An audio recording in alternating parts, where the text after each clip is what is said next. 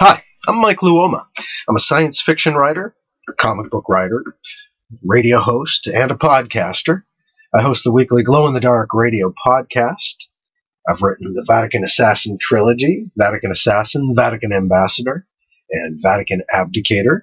I'm now writing the Adventures of Alibi Jones. It began with novel number 1, which was Alibi Jones. Novel 2, which was Alibi Jones and the Sunrise of Her.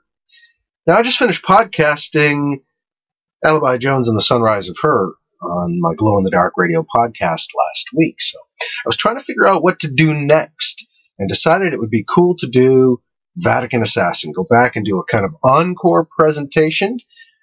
But you can't just do that, you know what I mean? You got to do something more. You got to do some bonus stuff. And so there's more bonus material on this week's podcast. But I also wanted to do something even more bonusy, extra, for the people who are on my mailing list, because I figure you guys deserve something even more special. Now, I'll probably make this public eventually, so if you're seeing this later, you're special too. But I wanted to do a little literary archaeology on Vatican Assassin to kind of show you where it began in this video. And this is where it began.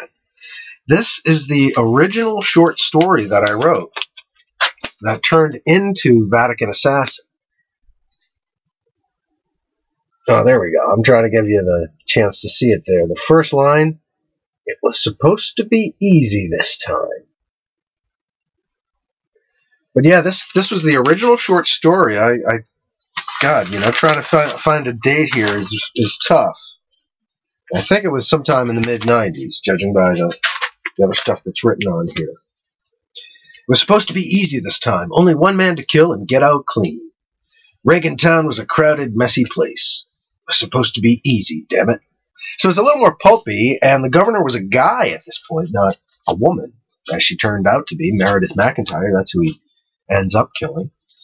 Now, what's funny is I did that, and I decided, well, you know, I need to figure out where all that came from. So I started to do a timeline. And as I started this timeline, again, it's kind of tough with the sun. I'm trying to give you a look here, but maybe if I go over here.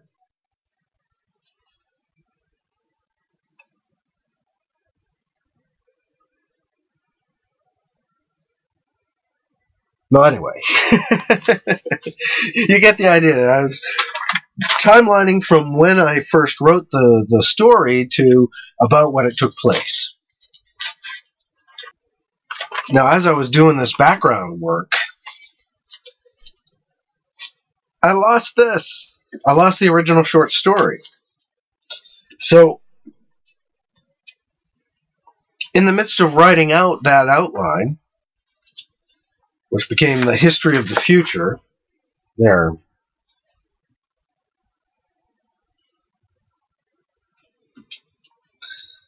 This is actually that timeline mapped out.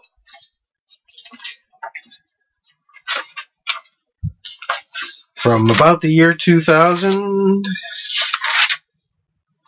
all the way up to the 2100s and beyond, because this became the outline for the entire Vatican Assassin trilogy eventually. This little book here. So that's the progression. Began with this short story, turned into a timeline,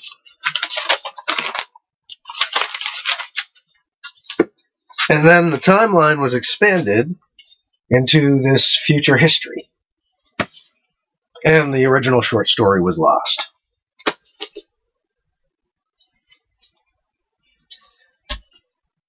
So,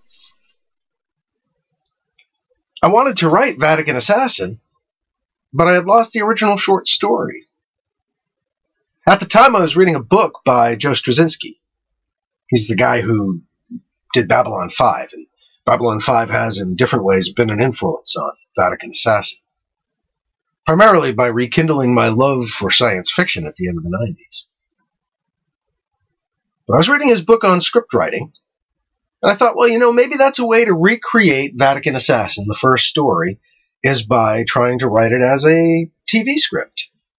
And so I did. And this is the first Vatican Assassin notebook. Actually, I wrote it as Assassin for the Vatican first and crossed it out.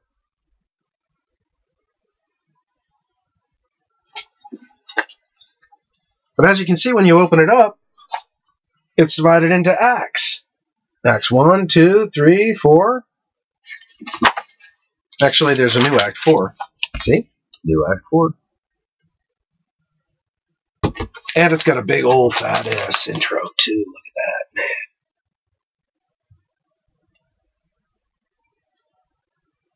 The year is 2109, so, this is as the story really started to come together. I started writing these. I outlined Act 1 and Act 2 and Act 3, and this was all pretty much just outline up to this point. And then I started to write the actual TV script. I don't think I've ever shown this before. But this is how I first kind of started rewriting Vatican Assassin. And a lot of it is written in script form.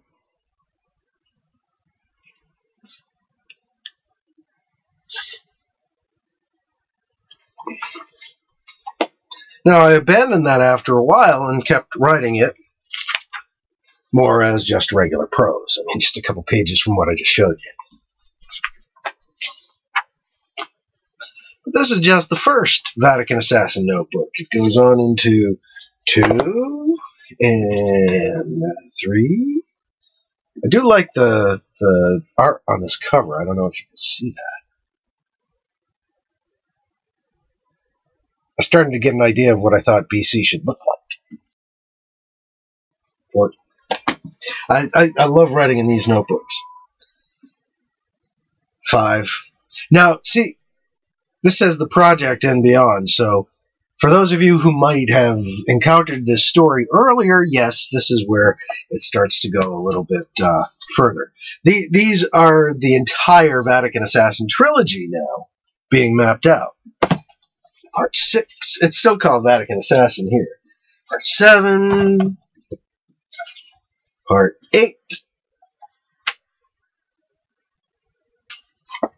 Part 9, and Vatican Assassin Part 10, the final part.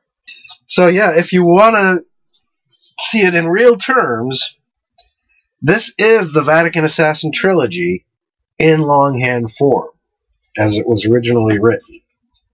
These are the notebooks.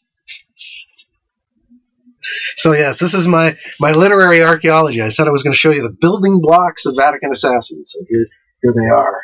Now, as I said, I was starting to get an idea of what BC should look like, and so I've got some pictures that I can show you of BC. This is how I was envisioning him looking as we got into the books. I guess I'll just hold it back here. And these were written before there was going to be a comic, but I did later show these to Christian Navarro when he was going to be working on the comic.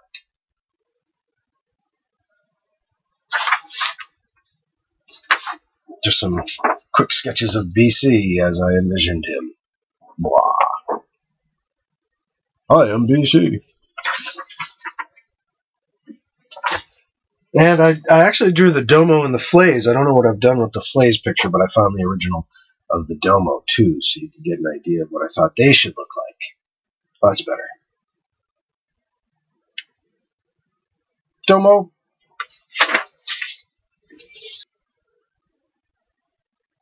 Now, after the notebooks, it was time to create an actual manuscript that I could have some friends read and give me feedback on and correct things. And that's what these are. These were some of the original manuscript forms that, like Jeremiah Cook and John Blaha, read through and gave me feedback on. But this is how the original manuscript of Vatican Assassin looked.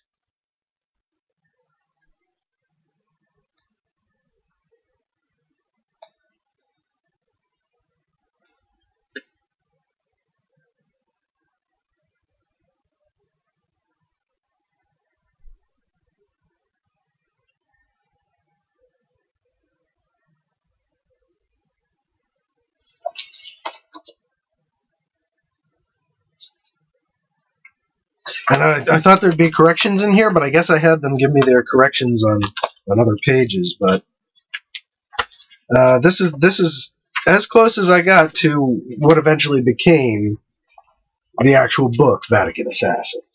So this was kind of like the intermediate form. And yeah, they're a little dusty. Sorry.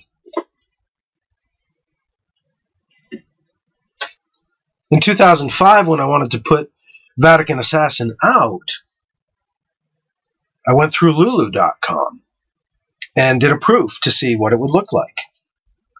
This is that proof. The very book. The original copy of Vatican Assassin as a paperback. Not perfect. There are a few things I changed immediately, like there's a Lulu logo showed up there, and some Lulu stuff on the back, and doesn't have a barcode. So also the indentation was kind of off on the page. It was just a little bit wrong, but almost there. And I was like, oh, okay, maybe I can do that. Maybe I can do this. So eventually, this is what it looked like when it came out. The original first edition of Vatican Assassin. Here's one right here. And as you'll see, there is a barcode on the back. Nicer print inside.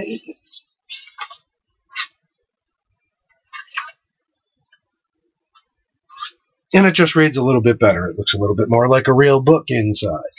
But again, this was the first edition. And I took that and also did a hardcover. Because Lulu offered a chance to do hardcover copies, which this is one of the few of those. They discontinued those, so this doesn't exist anymore. So I suppose this would be a collector's item. And it never was like commercially available, so there's no barcode. Now, after putting out all 3 books, I did do an omnibus edition of Vatican Assassin, the entire trilogy. This was the first version of that, Vatican Assassin Trilogy Omnibus Edition. But this isn't available anymore either, so I suppose this is a collectible item. There is an omnibus out there. You can get it, but it's only an ebook right now. It's not even available in print, so I've created my own collectibles, I suppose. But yeah, some building blocks and steps along the way in creating Vatican Assassin. And some things that came a little bit later. One more thing. The current edition. This is what Vatican Assassin looks like now. Now, it's pretty much the same book. It's, I think I corrected a couple things that were obviously wrong, typos and things like that, but it's basically the same, very same book. Not re-edited. I kind of wanted to keep my first novel, warts and all, so this is Vatican Assassin, as it is now.